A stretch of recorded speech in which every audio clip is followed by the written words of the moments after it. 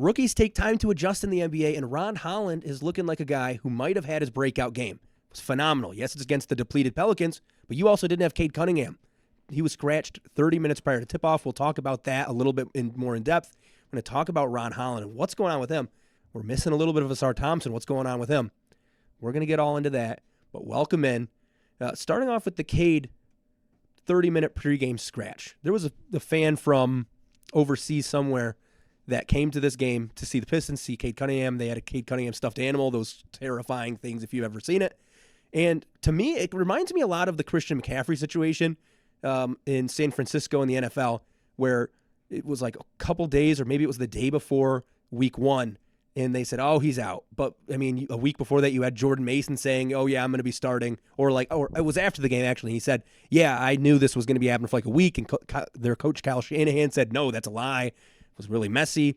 There's a lot of weird stuff that goes on with injuries in sports, especially disclosing, non-disclosing. We're seeing it with these teams tanking. I don't know. Part of me thinks that they had to have known Cade wasn't going to play tonight. You give him rest before this big stretch, but at the same time, I made a tweet about it, got some heat, also got some good reception about it, but the Pistons aren't locked into the 6th seed yet. If you fall into the play-in, you're guaranteed Boston or Cleveland. Why would you want that when you could rather go against a depleted New York team that is struggling to gel? As weird as that sounds, we talked about that last episode with Brennan Sims, or a couple episodes ago, I guess that was now. But I don't know, just kind of a weird thing. The Pistons have a history of late scratches, and it used to be if they were questionable at all before the game, it was over, but I didn't even hear anything about Cade. So just kind of a little annoying on that part. Pistons do get the win anyways, especially in a must-win game after dropping must-wins against Dallas and losing a must-win against Washington before that. But getting right into Ron Holland. And when you're talking about Asar Thompson or Jaden Ivey, that's what people look to as the best athletes on the team. I feel like Ron Holland's gone a little bit under the radar. He hasn't played as much. And even with Jaden Ivey out, people have still been talking about how we've been missing that. I mean, Ron Holland had a few plays today where I would say that was more athletic than what I've seen Asar be able to do at certain points this year. Jaden Ivey at the beginning of the year. The up and down the court speed, especially with the ball handle. I mean, Ron's handle is nice. There was one where he got a rebound, brought it up, had a hezzy, passed 2 defenders, hello cat, and slammed it home. And another one late in the game, grabs a rebound, is able to just go straight coast to coast, lay it up inside. And I was watching that and it blew me away how fast that kid is. And I think a lot of fans are quick to say, these guys are untouchable on our team, but the other ones, we can move for stars. These last 14 games, or however many it is now, I think it's less than 10 at this point. Maybe it's 10 now. But you also have the playoffs, are auditions, and I made a tweet about that as well.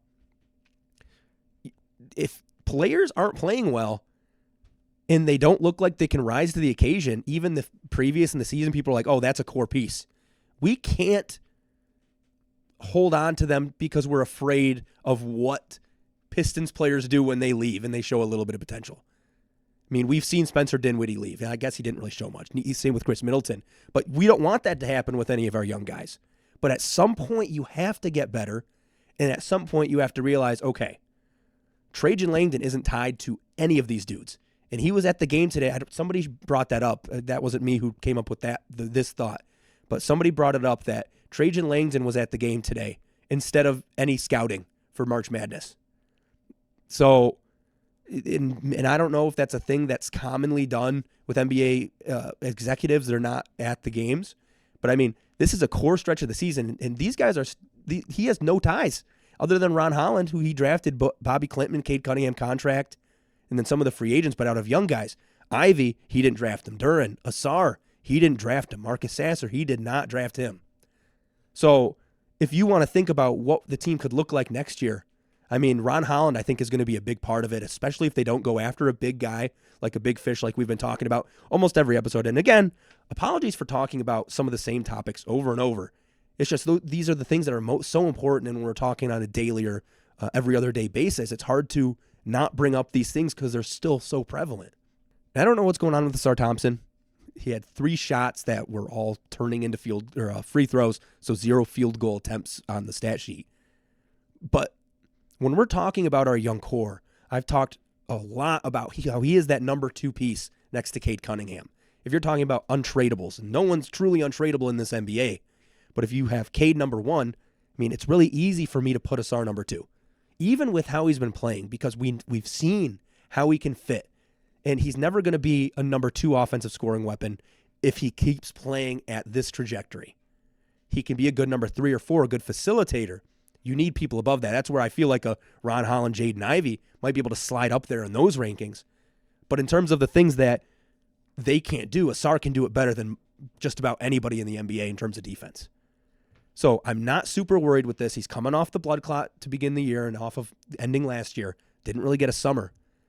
Got his minutes restricted, lifted recently, played phenomenal. And then had a couple weeks now, maybe a week and a half, where he's just been slow. And Ron Holland's looked pretty good.